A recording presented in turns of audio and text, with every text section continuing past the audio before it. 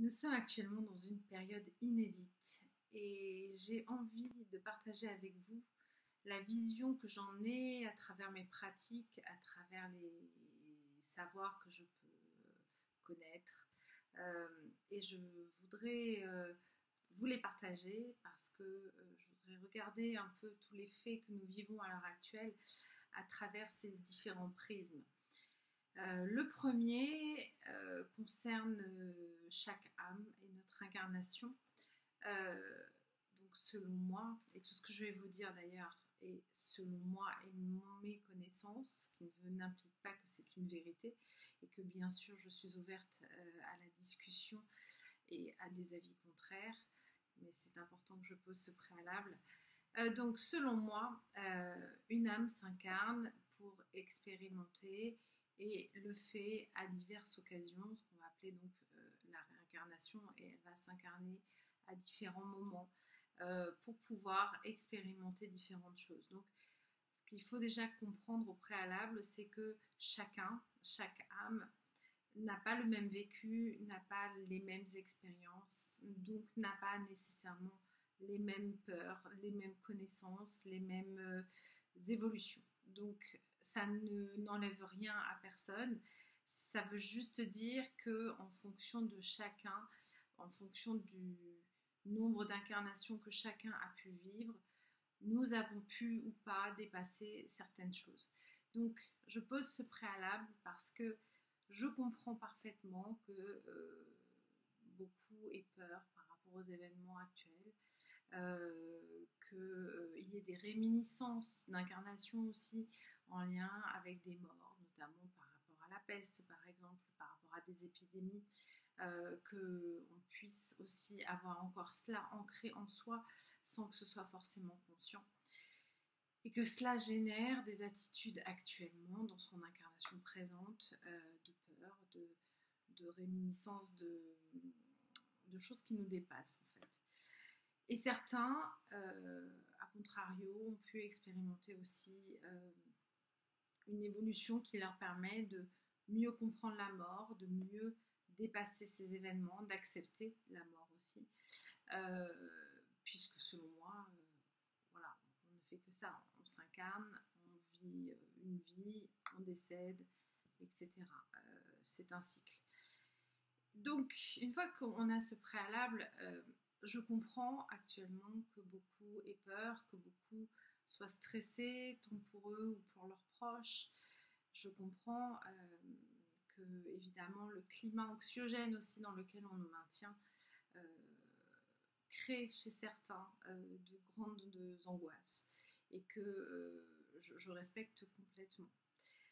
Mais par ailleurs, il y a une notion très importante qui l'est pour moi, mais ne l'est pas que pour moi, puisque c'est quelque chose que j'explique souvent dans mes formations, qui est un point essentiel pour l'invisible. Donc vous allez nommer Dieu, l'univers ou qui vous voulez,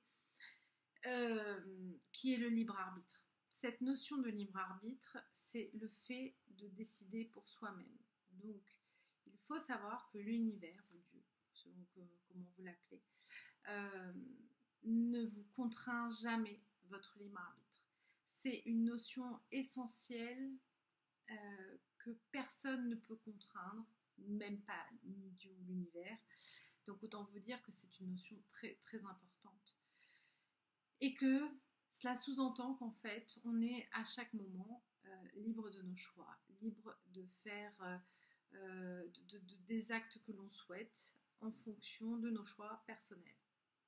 Cette notion de libre arbitre, elle est vraiment essentielle parce que si vous connaissez un petit peu le principe de la médiumnité et des êtres de lumière qui peuvent nous accompagner, tels nos guides par exemple, les guides ne peuvent pas intervenir si nous ne leur demandons pas et donc respectent cette notion de libre arbitre dans le sens qu'ils ne peuvent intervenir que si nous le souhaitons, que si nous leur demandons. Et donc si nous ne faisons rien en ce sens, même s'ils sont là à nos côtés et que nous ne demandons rien, et bien comme ils respectent notre libre arbitre, ils ne peuvent pas agir sans que nous en ayons fait la demande. Donc vous comprenez comment cette notion de libre arbitre est essentielle pour l'univers. Et aujourd'hui, ce qui personnellement, moi, me pose un gros problème, c'est que cette notion de libre arbitre, bien sûr on l'a même à l'extrême, je dirais, on peut avoir toujours le choix de vivre ou de mourir d'une certaine manière, on a le choix de mourir si on le souhaite. Mais ce qui m'embête fortement dans ce qui se passe à l'heure actuelle, c'est que on nous restreint de plus en plus notre capacité de libre arbitre, nos capacités de choix, comme si nous n'étions pas des êtres éclairés, comme si nous n'étions pas en mesure de faire des choix à titre personnel, comme si nous n'étions pas en mesure d'apprécier une situation, comme si nous n'étions pas capables de pouvoir prendre des décisions qui peuvent être différentes en fonction du lieu, de la situation et de notre environnement. Aujourd'hui, j'ai vraiment cette notion qui pour moi est grandement bafouée par les décisions qu'on nous impose, par le fait de gérer par la masse, par une réponse unique, notre propre capacité de choix. Et ça, c'est ce qui me fait le plus mal dans tout ce qui se passe à l'heure actuelle, c'est qu'on nous restreint notre libre arbitre de manière très importante, que l'on nous impose des fonctionnements parfois complètement aberrants, qui ne sont pas appropriés à des situations. Et cette notion, pour moi, va avoir des répercussions fortes. C'est-à-dire que si on nous impose en permanence des choses qui ne sont même pas bonnes pour nous, puisqu'il y a des fois où les avis sont vraiment contraires, et maintenant on l'entend de plus en plus notamment de médecins se prononcent, par exemple si on parle du port du masque, à l'encontre du port du masque, notamment dans des situations de canicule comme en ce moment, ou en tout cas dans des endroits qui ne s'y prêtent pas. Il faut intégrer que plus on nous impose des choses qui ne nous permettent pas d'exercer pleinement notre libre arbitre, et plus on vit une situation qui, selon moi, s'apparente à une énergie négative. Alors je vais m'expliquer là-dessus, parce que qu'est-ce que c'est que cette notion finalement de libre arbitre, de ne pas respecter le libre arbitre de quelqu'un? Je vais me détailler un peu plus. Le libre arbitre, c'est votre capacité à choisir et à décider. Ça, chacun l'a. Le fait de ne pas respecter le libre arbitre de quelqu'un, c'est par exemple de chercher à le contraindre, de chercher à le forcer à avoir une action qu'il n'a pas envie d'avoir. Ça, c'est le fait de ne pas respecter le libre arbitre de quelqu'un. Il y a des nuances. Si vous dites à quelqu'un « Oh, s'il te plaît, fais ci » et qu'il choisit de faire comme vous lui demandez, finalement, son libre arbitre, il a choisi de vous suivre et de faire ce que vous lui demandez parce que vous lui avez gentiment demandé. Si par contre, vous avez manipulé la personne, si vous lui avez fait croire des choses fausses, si vous avez créé en tout cas un contexte qui l'oblige à agir d'une certaine manière alors qu'à la base, ce n'était pas son choix, là, pour moi, il y a une contrainte forte de libre arbitre qui est à l'encontre de son choix initial. Même au-delà de ça, si vous choisissez vous à la place de quelqu'un sans lui avoir posé la question de qu'est-ce que lui ou elle aimerait faire ou aimerait choisir, là aussi vous faites une contrainte de libre arbitre, même si ça peut être d'ailleurs dans une vision bienveillante. Vous pouvez, je vais m'expliquer, par exemple en soins énergétiques, il est interdit, en tout cas dans la pratique respectueuse, de faire un soin à quelqu'un sans lui avoir demandé son accord.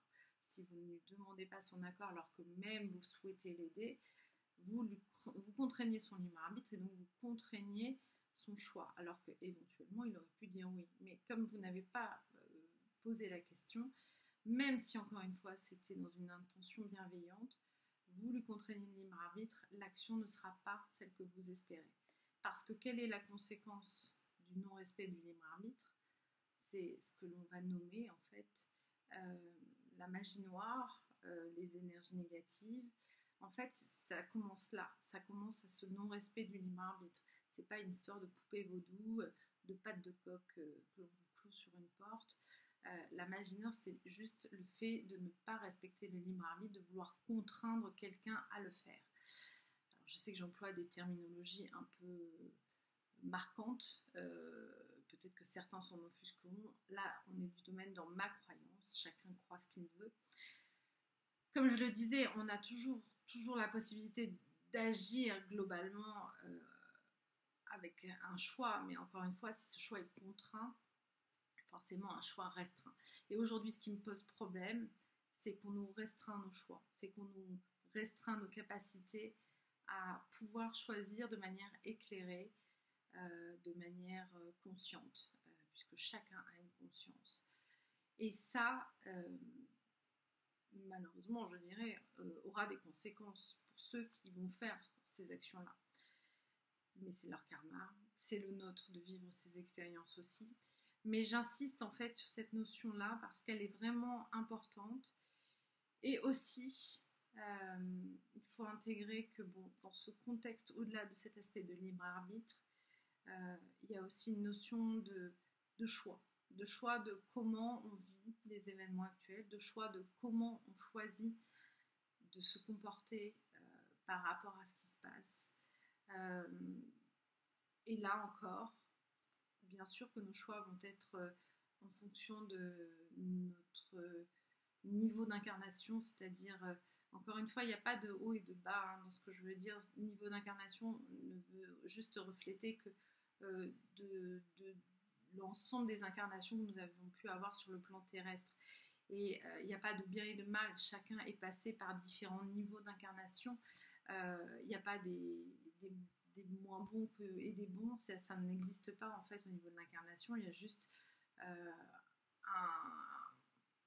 une connaissance qui s'est acquise au fur et à mesure et chacun y arrivera et chacun y passera. Donc si c'est pas le moment, si vous êtes à un niveau d'incarnation plutôt au début, c'est pas grave parce que de toute manière votre évolution vous amènera à un autre niveau d'incarnation.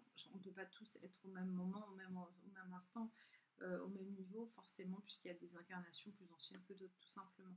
Donc il n'y a pas de bon ou de mauvais dans ce que je dis là.